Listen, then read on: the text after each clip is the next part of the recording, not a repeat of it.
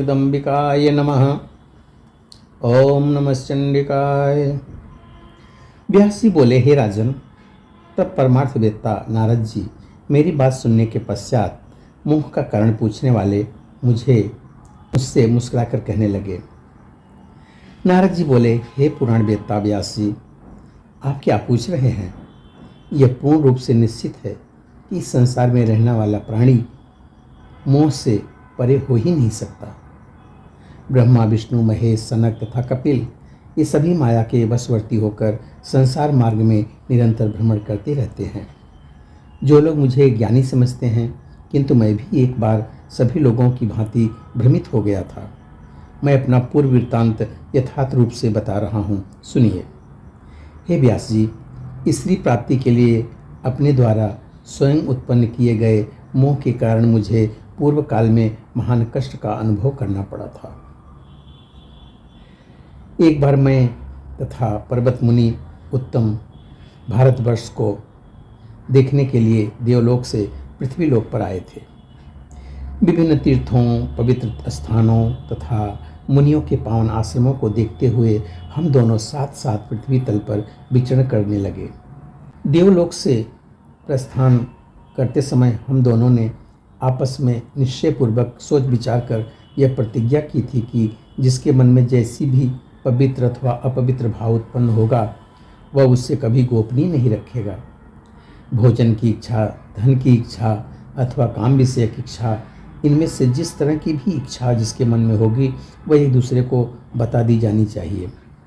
ऐसी प्रतिज्ञा करके हम दोनों स्वर्गलोक से पृथ्वी तल पर आए और एकाग्रचित्त होकर मुनि रूप में इच्छापूर्वक विचरण करने लगे। इस प्रकार इस लोक में विचरण करते हुए हम दोनों ग्रीष्म ऋतु के समाप्त हो जाने पर राजा संजय के सुरम्य नगर में पहुँचे। राजा संजय ने हम दोनों की भक्तिपूर्वक पूजा की और अत्यधिक सम्मान दिया।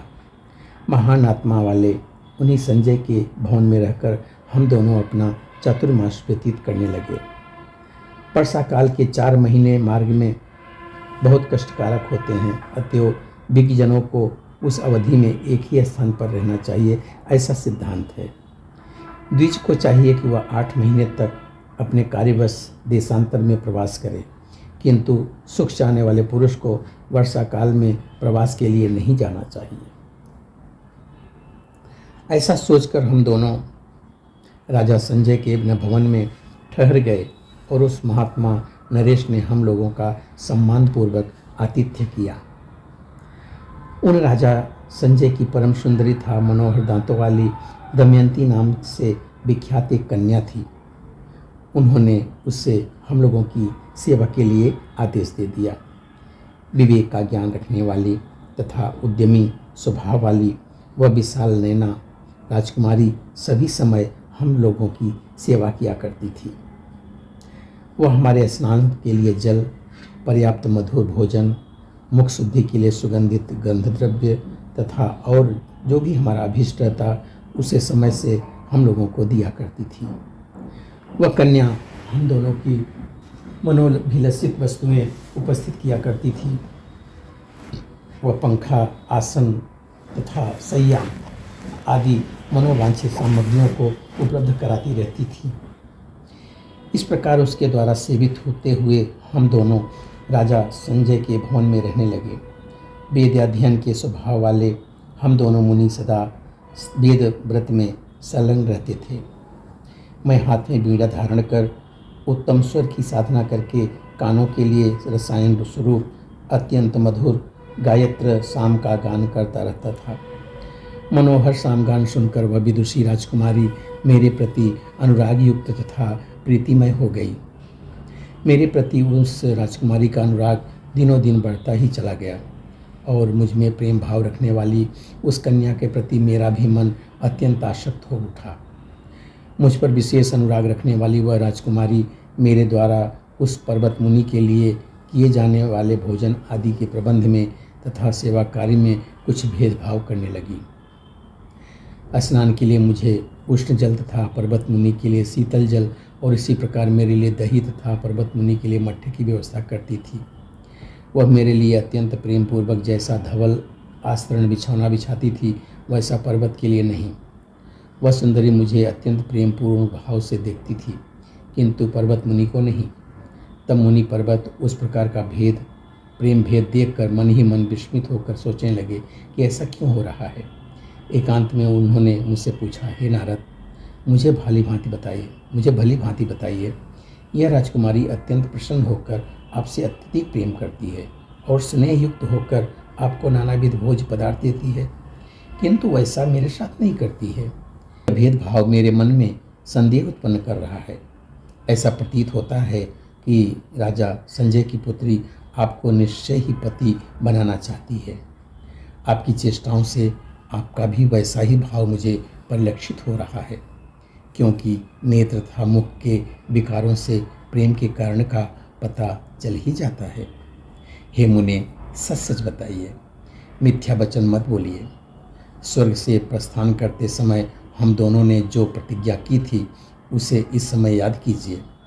नारद जी बोले, जब पर्वत मुनि ने हठपूर्वक इसका कारण मुझसे पूछा तब मैं अत्यंत लज्जित हो गया और पुनः बोला, हे पर्वत, विशाल नैनों वाली यह राजकुमारी मुझे पति बनाने के लिए उद्यत है और उसके प्रति मेरे मन में भी विशेष अनुराग भाव उत्पन्न हो गया है।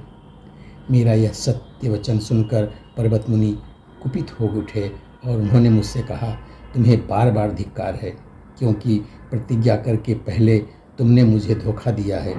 अतएव हे मित्रद्रोही, मेरे शाप से तुम अभी बंदर के मुख वाले हो जाओ।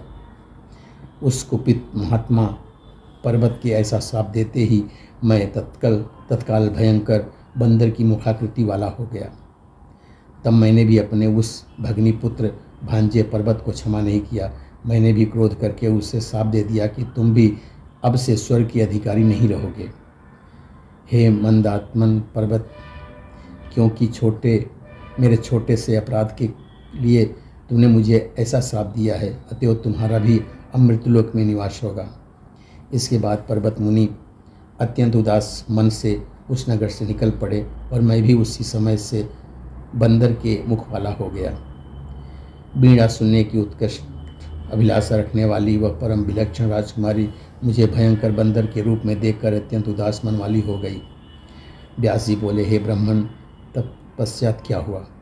आपको सांप से छुटकारा कैसे मिला तथा आप पुनः मानव की मुखाकृति वाले किस प्रकार हुए? ये सभी बातें भली भांति बताइए। पर्वत मुनि कहाँ चले गए? आप दोनों का पुनर्मिलन कब, कहाँ, कैसे हुआ? यह सब विस्तार पूर्वक बताइए। नारद जी बोले, हे महाभाग, क्या कहूँ, माया की गति बड़ी विचित्र होती है। पर्वत मुनि के कुपित होकर चले जाने के पश्चात मैं अत्यंत दुखित हो गया। पर्वत मुनि के चले जाने पर मैं उसी भवन में ठहरा रहा और वह राजकुमारी मेरी सेवा में पुनः तत्पर हो गई। बानर के समान मुख हो जाने के कारण मैं दुखी तथा उदास रहने लगा। अब मेरा क्या होगा? ऐसा सोच कर मैं विशेष चिंता से व्याकुल हो गया। अपनी पुत्री राजकुमारी दमयंती को कुछ प्रकट यौवन वाली देखकर उसके विवाह के संबंध में राजा संजय ने मंत्री से पूछा। अब मेरी पुत्री का विवाह योग्य समय हो गया है, अतएव योग्य वर के रूप में कोई राजकुमार आप मुझे बतलाइए, जो रूप, उदारता, गुण आदि से संपन्न, पराक्रमी, उत्तम कुल में उत्पन्न तथा सभी के लिए श्रेष्ठ हो। उसके साथ मैं अपनी पुत्री का विधिवत विवाह कर दूंगा। इस पर प्रधान सचिव ने कहा, हे राजन, आपकी कन्या के अनुरूप बहुत से योग तथा सर्वगुण संपन्न राजकुमार इस पृथ्वी पर विद्यमान हैं। हे राजेंद्र, जिसमें आपकी रुचि हो उस राजपुत्र को बुलाकर बहुत से हाथी, घोड़े, रथ और धन संपत्ति और अपनी कन्या उसे प्रदान कीजिए। नारद जी बोले, बातचीत में परम कुशल दमयंती ने पिता का अभिप्राय समझकर अपनी धाय के मुख से एकांत में स्थित राजा से कहलाया। धात्री ने कहा, हे महाराज, आपकी पुत्री दमयंती ने मुझसे ऐसा कहा है कि हे धात्री, तुम मेरे वचन से मेरा पिता से यह सुख कर बात कह दो। नाथ से मोहित मैं महती वीणा धारण करने वाले प्रतिभा संपन्न नारद का वर्णन कर चुकी हूँ। अन्य कोई भी मुझे प्रिय नहीं है। हे तात, आप मेरी इच्छा के अनुरूप मुनि के साथ मेरा विवाह कर दीजिए। हे धर्मज्ञ, मैं नारद को छोड़कर किसी दूसरे को अपना पति नहीं बनाऊंगी। अब मैं घड़ियाल तथा भयंकर मत्स्य आदि जंतुओं से शून्य, खारेपन से रहित, सुख से संपूर्ण, एवं रसमय नाद सिंधु में निमग्न हो गई हूँ। यहाँ पर छठे स्कंद का 26वां अध्याय पूरा होता है। बोलो सच्चे दरबार की जय।